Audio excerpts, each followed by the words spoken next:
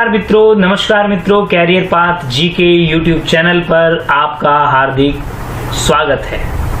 आज हम daily current affairs के 10 प्रश्नोत्तर के साथ साथ पीसीएस 2018 के इंटरव्यू में पूछे गए कुछ प्रश्नोत्तर की भी चर्चा करेंगे।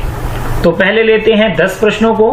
पहला प्रश्न आपके सामने है, फेडेक्स सेंट जूड आमंत्रण गोल्फ टूर्नामेंट का खिताब जीतकर विश्व का नंबर 1 गोल्फर कौन बना है?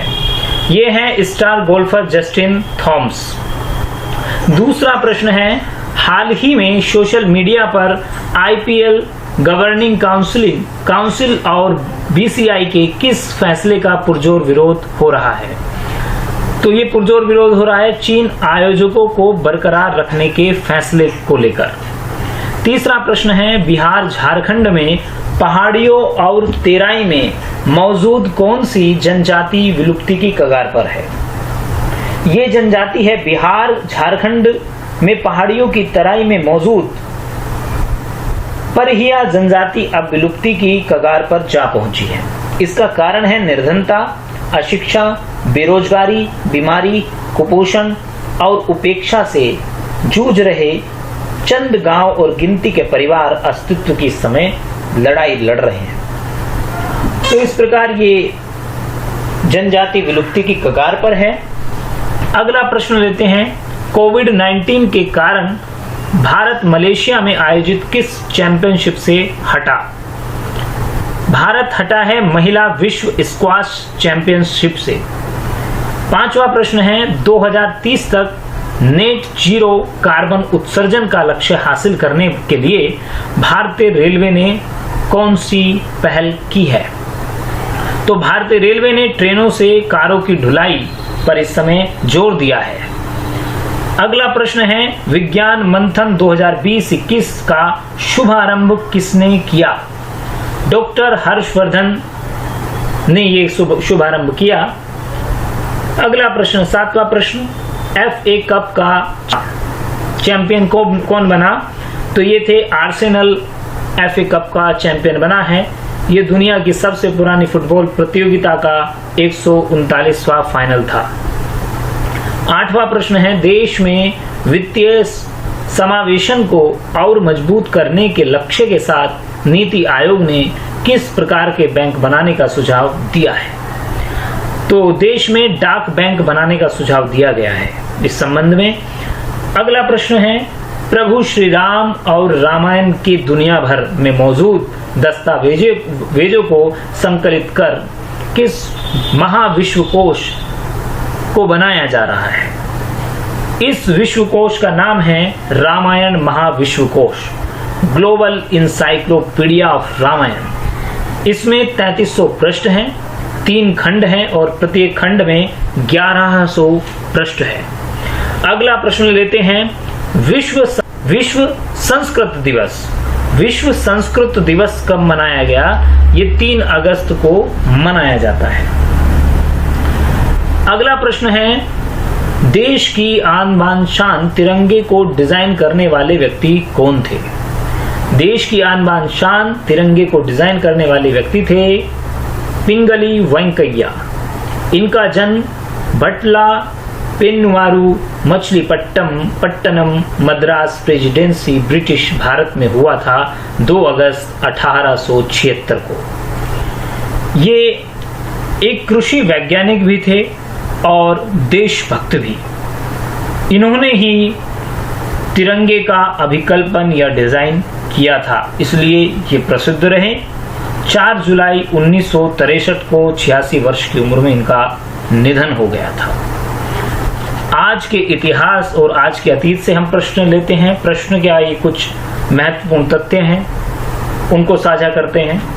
आज 1929 में आभास कुमार गांगुली यानी किशोर कुमार का जन्म मध्य प्रदेश, जिसे उस समय मध्य प्रांत कहा जाता था, में हुआ।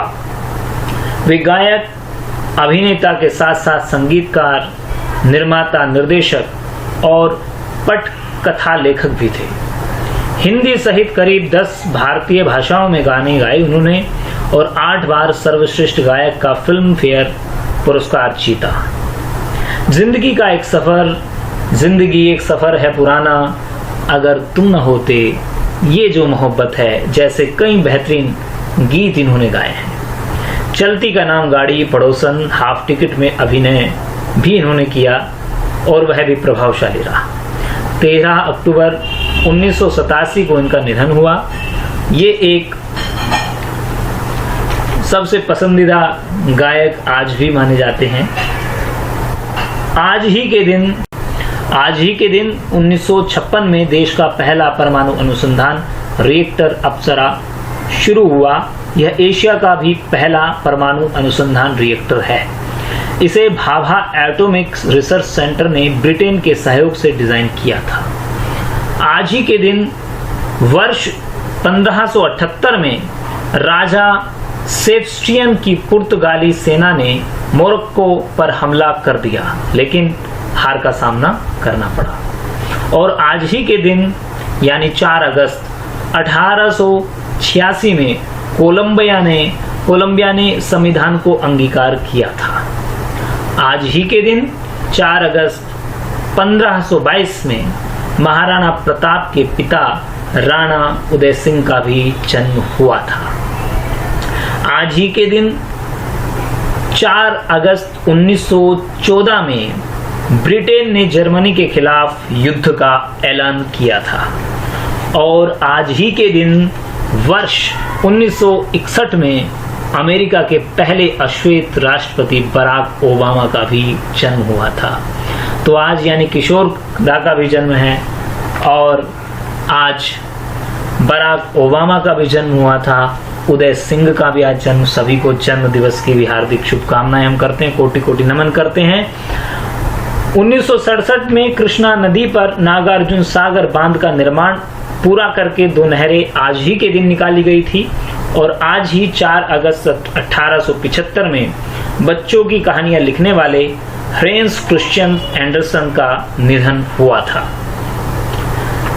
और आज ही के दिन 2004 में नासा ने अपने SGI एडिटिंग्स 3000 सुपर कंप्यूटर का नाम कल्पना चावला के नाम पर केसी रखा। भारतीय मूल की अंतरिक्ष यात्री कल्पना चावला का कोलंबिया अंतरिक्ष शटल दुर्घटना में फरवरी 2003 को निधन हो गया था। और आज ही के दिन वर्ष 2018 में इंग्लैंड ने बर्मिंघम में खेले गए पहले क्रिकेट टेस्ट मैच में भारत को 31 रन से हराया था। और आज ही के दिन 1974 में इटाली कस्ट्रेन में बम विस्फोट में 12 मौतें हुई थी और कई घायल हुए थे। तो ये था आज का इतिहास या अतीत के पन्नों से। और अब हम बात करते हैं PCS 2018 का जो इंटरव्यू जुलाई माह में हुआ कई तिथियों में, तो उसमें कुछ प्रश्न पूछे गए और उनमें से कई व्यक्तिगत प्रश्न पूछे गए थे। वो प्रश्न श्रृंखला भी आपके सामने रख दी जाएगी। उसकी PDF भी आपको ग्रुप पर, जो टेलीग्राम ग्रुप हमारा है, उस पर भेज दी जाएगी। और साथ ही हम कुछ जो महत्वपूर्ण प्रश्न थे उनकी चर्चा यहाँ पर करते हैं। तो इनमें पहला महत्वपूर्ण प्रश्न था कि चाइनीज ऐप्स को किस कानून के तहत प्रतिबंधित किया गया है। चाइनीज ऐप्स जिसमें पहले 59 ऐप्स को प्रतिबंधित किया गया और बाद में 47 ऐप पर प्रतिबंध लगाया गया। ये किया गया है सूचना प्रौद्योगिकी की धारा 69A के तहत। मंत्रालय ने सूचना प्रौद्योगिकी अधिनियम 2000 की धारा 69A के तहत अपनी शक्तियों का प्रयोग करते हुए यह कदम उठाया।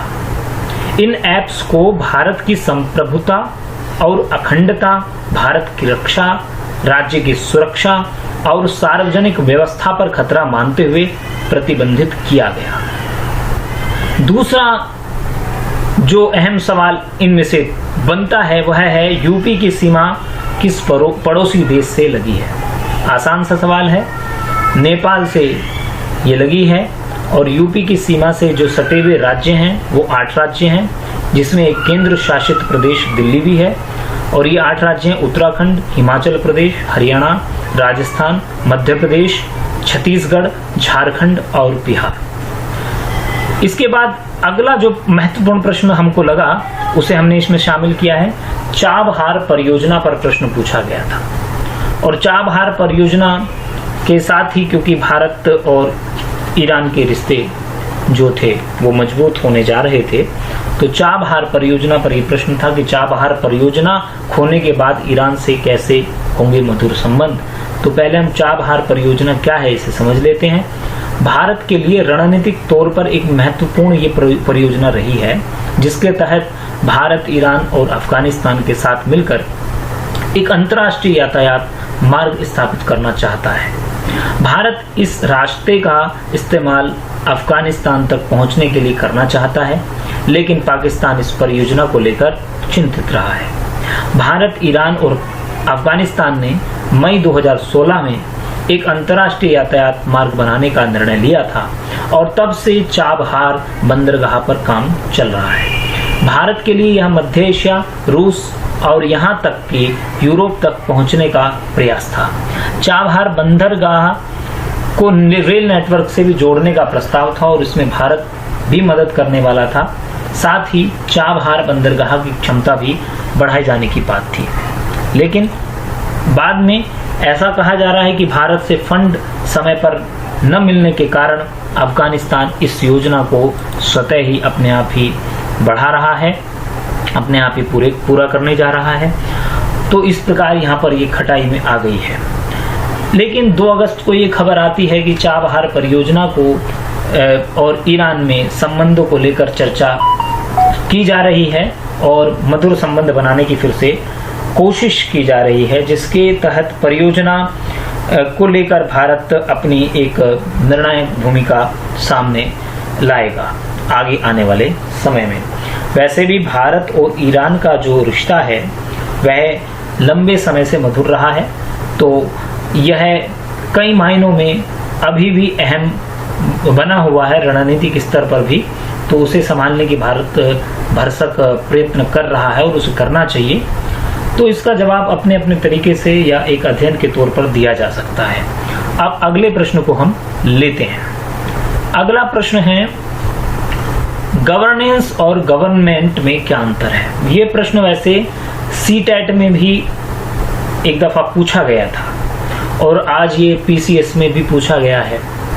और गवर्नेंस और गवर्नमेंट, ये एक प्रश्न आता है कि शासन और सरकार में क्या अंतर है। राज करने या राज चलाने को शासन कहा जाता है। इसका संबंध उन निर्णयों से है जो उम्मीदों को परिभाषित करते हैं, शक्ति देते हैं या प्रदर्शन को प्रमाणित करते हैं। यह एक अलग प्रक्रिया हो सकती है या प्रबंधन अथवा नेतृत्व प्रक्रिया का एक खास हिस्सा भी हो सकती है। कभी कभी लोग इन प्रक्रियाओं और व्यवस्थाओं के संचालन के लिए सरकार की स्थापना करते हैं, यानी शासन के लिए भी सरकार की स्थापना की जाती है। ये यहाँ से बात सिद्ध होती है। तो सरकार और शासन शब्दों में अंतर किया जाए तो जो निकलकर सामने आएगा वो यह है कि एक सरकार जो करती है वही शासन है। यह कोई भी भू राजनीतिक सरकार या राष्ट्र राज्य, कॉरपोरेट सरकार या कारोबारी संस्था, सामाजिक राजनीतिक सरकार, जाति परिवार इत्यादि या किसी भी अन्य प्रकार की सरकार हो सकती है। लेकिन शासन शक्ति और नीति के प्रबंधन की गतिज प्रक्रिया है, जबकि सरकार वह माध्यम, आमतौर पर सामूहिक वह माध्यम है जो इस प्रक्रिया को अंजाम देता है। तो इस प्रकार को आप शासन और सरकार को समझ सकते हैं। इसे समझने के और भी कई आयाम हो सकते हैं। अगले प्रश्न की ओर बढ़ते हैं जो अत्यंत महत्वपूर्ण है इस समय के लिहाज से भी। इस समय जीडीपी क्या है। तो इससे पहले हम जीडीपी को समझते हैं। किसी देश की सीमा में एक निर्धारित समय के भीतर तैयार सभी वस्तुओं और सेवाओं के कुल मौद्रिक या बाजार मूल्य को सकल घरेलू उत्पाद या जीडीपी कहते हैं। यह किसी देश के घरेलू उत्पादन का व्यापक मापन होता है और इससे किसी देश की अर्थव्यवस्था की सेहत पता चलती है। इसकी गणना आमतौर पर सालाना होती है, लेकिन भारत में इसे हर 3 महीने या तिमाही भी आंका जाता है। कुछ साल पहले इसमें शिक्षा, स्वास्थ्य, बैंकिंग और कंप्यूटर जैसी अलग अलग सेवाओं यानी सर्विस सेक्टर को भी छोड़ दिया गया है। Credit rating agency Moody's investors service ने भारतीय अर्थव्यवस्था के आकार में 2020 में 3.1% की गिरावट आने का अनुमान व्यक्त किया है। एजेंसी ने भारत और चीन के बीच सीमा पर तनाव के कारण एशिया में भौगोलिक स्थितियों में बदलाव आने की भी आशंका व्यक्त की है। इससे पहले मूडीज ने अप्रैल में भारत की सकल घरेलू उत्पाद जीडीपी में 2020 में 0.2% की वृद्धि का अनुमान व्यक्त किया था। अब एजेंसी ने कोरोना वायरस महामारी के असर को लेकर अपने अनुमान में संशोधन किया है। हालांकि मूडीज का यह मानना है कि इसके बाद 2021 में भारतीय अर्थव्यवस्था तेजी से वापसी करेगी और 6.9% की दर से वृद्धि दर्ज कर सकती है। तो ये प्रश्न भी अत्यंत महत्वपूर्ण था। एक प्रश्न जो महत्वपूर्ण है आज के दिनों में कोरोना काल में, वह प्रश्न है लेबर माइग्रेशन को लेकर। यह प्रश्न पीसीएस में किया गया। लेबर माइग्रेशन क्या है? लेबर माइग्रेशन रिवर्स माइग्रेशन ही है, और यह रिवर्स माइग्रेशन ही है। इसमें महानगरों और शहरों से गांव एवं कस्बों की ओर श्रमिक पलायन करते हैं। और अब क्या हो रहा है? महानगरों और शहरों से गांव और कस्बों की ओर पलायन करते हैं। बड़ी संख्या में प्रवासी श्रमिकों का गांव की ओर प्रवासन हो रहा है। शहरों को छोड़कर कहां जा रहे हैं? अपने गांव में लोग लौट कर जा रहे हैं जो प्रवासी मजदूर थे। लॉकडाउन के चलते काम धंधा बंद होने के कारण श्रमिकों का बहुत बड़ा हुजूम हजारों किलोमीटर दूर अपने घरों में जाने के लिए पैदल ही सड़कों पर उतर पड़ा था। ये सभी को पता है। हजारों मजदूर पैदल निकले। और लेबर माइग्रेशन से देश के बड़े औद्योगिक केंद्र में चिंता व्याप्त है, क्योंकि उनका कारोबार इन मजदूरों के ऊपर ही टिका था। और ये कारोबार टिका होने के कारण ही बड़ी संख्या में श्रमिकों के पलायन से महानगरों को प्राप्त होने वाला जो राजस्व है, उस पर भी नकारात्मक प्रभाव पड़ेगा। इस पलायन से रियल एस्टेट सेक्टर व्यापक रूप से प्रभावित हो सकता है। भवनों का निर्माण कार्य रुक जाने से परियोजनाओं की लागत बढ़ने की संभावना है। तो ये लेबर माइग्रेशन चिंता का विषय तो है ही, लेकिन इस पर मजदूरों के हक की बात करने वाला कोई नहीं है। चिंतित हैं तो अपने रोजगार को लेकर, अपने उत्पादन को लेकर, लेकिन जो मजदूर वर्ग है उसकी चिंता पर उतनी बात नहीं की जा रही है। अब इसमें फैज का एक शेर है, हम मेहनतकश जग वालों से जब अपना हिस्सा मांगेंगे, एक खेत नहीं, एक देश नहीं, हम सारी दुनिया मांगेंगे। तो आगे समाज सुधार के 5 एक्ट बताइए, ये प्रश्न भी पूछा गया था। समाज सुधार के 5 एक्ट। तो समाज सुधार के जो एक्ट थे वो, उसमें यदि ब्रिटिश कालीन समाज की बात किया जाए तो भी समाज सुधार एक्ट बने हैं, तो उनकी भी बात हम कर सकते हैं। और आज भी बन रहे हैं समाज सुधार के एक्ट। तो यहाँ पर कुछ एक्ट्स की हम बात करते हैं। शिशुवध प्रतिबंध एक्ट जो लाया गया था वो 1798 में डॉक्टर लॉर्ड वेलीजली के शासन काल में आया था। शिशुवध प्रतिबंध एक्ट 1798 में लॉर्ड वेलीजली के शासनकाल में। इसके बाद सती प्रथा प्रतिबंध 1829 में लॉर्ड विलियम बेंटिंग लेकर आए थे। इन्होंने इस पर प्रतिबंध लगाया था। दास प्रथा पर प्रतिबंध का एक्ट एलन बरो ने 1843 में लगाया था। हिंदू विधवा पुनर्विवाह एक्ट जो बनाया था वो लॉर्ड कैनिंग ने 1856 में बनाया था। Native marriage act Northbrook ने 1872 में बनाया था। Age of consent act Lansdowne ने 1891 में बनाया था। शारदा एक्ट इरविन ने 1930 में बनाया था। हिंदू मैरिज एक्ट भारतीय संसद ने 1955 में बनाया, और यदि समाज सुधार के एक्ट में 3 तलाक को भी जोड़ा जाए तो 3 तलाक का जो प्रतिबंध था वो 2019 में भारतीय संसद द्वारा ये एक्ट के रूप में ही लाया गया। इसके बाद अगले प्रश्न की ओर बढ़ते हैं। इन प्रश्नों में अगला प्रश्न है आर्टिफिशियल इंटेलिजेंसी क्या है। अत्यंत महत्वपूर्ण प्रश्न है। आर्टिफिशियल इंटेलिजेंसी क्या है, भारत इसका किस क्षेत्र में बढ़िया प्रयोग कर सकता है, ये पूछा गया था। आर्टिफिशियल इंटेलिजेंस यानी कृत्रिम बुद्धि मानव और अन्य जंतुओं द्वारा प्रदर्शित प्राकृतिक बुद्धि के विपरीत मशीनों द्वारा प्रदर्शित बुद्धि को कृत्रिम बुद्धि कहा जाता है। कंप्यूटर विज्ञान में कृत्रिम बुद्धि को होशियार एजेंट माना जाता है, और होशियार एजेंट कोई भी ऐसा संयंत्र है जो अपने पर्यावरण को देखकर अपने लक्ष्य को प्राप्त करने की कोशिश करता है। यह कंप्यूटर विज्ञान की वह शाखा है जो कंप्यूटर के इंसानों की तरह व्यवहार करने की धारणा पर आधारित है, और इसके जनक जॉन मैकार्थी ने 1955 में इसे आर्टिफिशियल इंटेलिजेंसी नाम दिया था। अब भारत में वैसे तो कई क्षेत्रों में इसका अच्छा प्रयोग किया जा सकता है, जिसमें अनुसंधान का क्षेत्र है, पर्यावरण का क्षेत्र है, रक्षा और सामरिक मामलों का जो क्षेत्र है। उस प्रश्न की ओर बढ़ते हैं। मोदी जी के 5D और 5P क्या है। मोदी जी ध्येय वाक्य बोलते ही रहते हैं। उनके 5D में diplomacy, democracy, development, demand and diaspora था, जो उन्होंने प्रवासी सम्मेलन में बोला था, प्रवासी भारतीय सम्मेलन में। और इसमें कूटनीति, लोकतंत्र, विकास, मांग और प्रवासी ये शामिल रहा। इसके बाद 5P जो परफॉर्मेंस, प्रदर्शन, प्रोसेस, प्रक्रिया, पर्सोना, व्यक्ति और प्रोक्यूरमेंट, वसूली और प्रिपेयर, तैयारी की ओर इशारा करता है। इसके बाद 5I भी इनका प्रसिद्ध रहा। इंक्लूसिवनेस, समग्रता, इंडिजनाइजेशन, स्वदेशीकरण, इनोवेशन, नवाचार, इन्वेस्टमेंट, निवेश, इंफ्रास्ट्रक्चर, बुनियादी ढांचा, इंटरनेशनल कोऑपरेशन, अंतर्राष्ट्रीय सहयोग।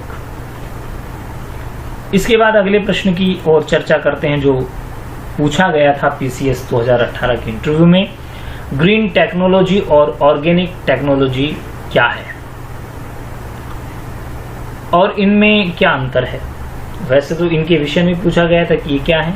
तो ग्रीन टेक्नोलॉजी का मतलब है कि प्राकृतिक संसाधनों का इस तरह प्रयोग करें जिससे कि प्रकृति को कोई नुकसान न पहुंचे। जैसे कि उदाहरण के तौर पे हम ले सकते हैं सौर ऊर्जा का प्रयोग करना, पवन ऊर्जा का प्रयोग करना, और 3R सिद्धांत, रीयूज, रिसाइकिल और रिड्यूस, इनका प्रयोग, टॉक्सिन्स उत्पादनों का प्रयोग न करना, और ईंधन रहित वाहनों का प्रयोग करना, ये इसके अंतर्गत आता है ग्रीन टेक्नोलॉजी में।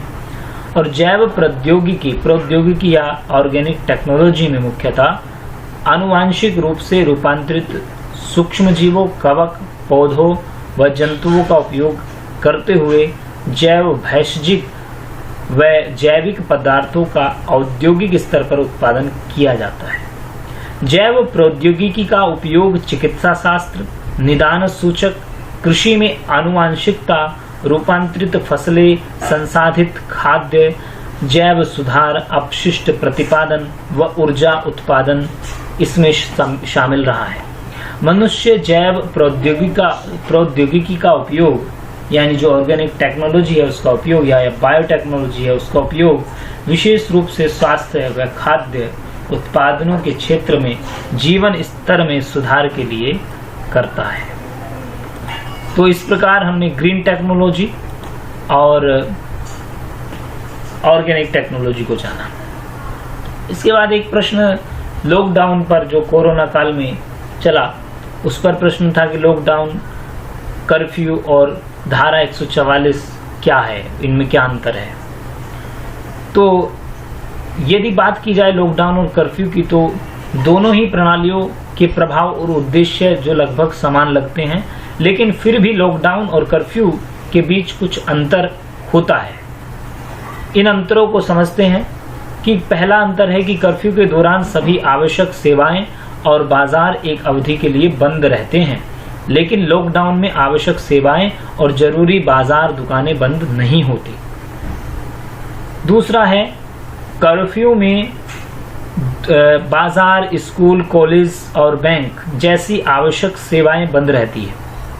जब कर्फ्यू में ढील दी जाती है तो लोगों को इन सभी सेवाओं का लाभ मिलता है, जबकि लॉकडाउन के दौरान बैंक, एटीएम, गैस एजेंसी, डाकघर, फायर ऑफिस, अस्पताल, मेडिकल स्टोर, दूध बूथ आदि जैसी आवश्यक सेवाएं आम जनता के लिए खुली रहती है। कर्फ्यू को किसी विशेष क्षेत्र में कुछ विशेष घंटों की निर्धारित संख्या के लिए लगाया जाता है, लेकिन लॉकडाउन आमतौर पर अधिक लंबी अवधि के लिए किया जाता है। चौथा अंतर है कि आमतौर पर देश में कर्फ्यू किसी सांप्रदायिक दंगे, आतंकी घटना इत्यादि के माहौल में लगाया जाता है, लेकिन लॉकडाउन को किसी विशेष परिस्थिति में या स्वास्थ्य के विपरीत जो परिस्थितियां हैं या महामारी की परिस्थितियां हैं उसमें लगाया जा सकता है। जैसे कि अभी कोविड-19 के कारण 21 दिनों के लिए पूरे देश में लॉकडाउन घोषित किया गया था और उसके बाद भी लॉकडाउन का समय पर यह बढ़ता रहा। कर्फ्यू की अवधि और कवरेज लॉकडाउन से कम होती है। जैसा कि खबरों में आया है कि अब पूरे देश में 21 दिनों के लिए लॉकडाउन घोषित किया गया है, जबकि कर्फ्यू आमतौर पर किसी एक जिले या तहसील में कुछ घंटों के लिए लगाया जाता है। जैसे जब कश्मीर के कुछ इलाकों में आतंकी घटना या दंगा हो जाता है या होने की आशंका होती है तो प्रशासन एहतियात के तौर पर कर्फ्यू लगाता है। तो इस प्रकार आपको लॉकडाउन और कर्फ्यू का अंतर समझ आया होगा। और धारा 144 के जो तहत लोगों की सभा या एकत्रित होने को भारतीय दंड संहिता के मुताबिक प्रतिबंधित किया जाता है। धारा 144 के तहत 5 से अधिक लोगों को इकट्ठा होने की अनुमति नहीं है। अगला प्रश्न इस इंटरव्यू में किया गया कि लिंगानुपात क्या है। लिंगानुपात से तात्पर्य किसी क्षेत्र विशेष में पुरुष और स्त्री की संख्या के अनुपात से है। प्रायः किसी भौगोलिक क्षेत्र विशेष में प्रति 1000 पुरुषों के मुकाबले स्त्रियों की संख्या को इसकी इकाई माना जाता है। भारत की जनगणना 2011 के अनुसार यह 943 था, अर्थात 1000 पुरुषों पर स्त्रियों की जो संख्या थी वो 943 थी। उत्तर प्रदेश राज्य में ये लिंगानुपात 912 है 2011 की जनगणना के अनुसार। तो इस प्रकार हमने कुछ महत्वपूर्ण प्रश्नों को इस अंक में शामिल किया। आगे भी यह प्रयास हम करते रहेंगे। आपको आज का यह अंक कैसा लगा, इसके विषय में आप हमें कमेंट बॉक्स में अवश्य लिखकर बताएं। आपके कमेंट्स से हमें ऊर्जा मिलती है। साथ ही आगे आप इसमें चैनल पर क्या चाहते हैं या किस प्रकार की विषय सामग्री प्राप्त करना चाहते हैं उसके विषय में भी हमें सुझाव दीजिए। धन्यवाद।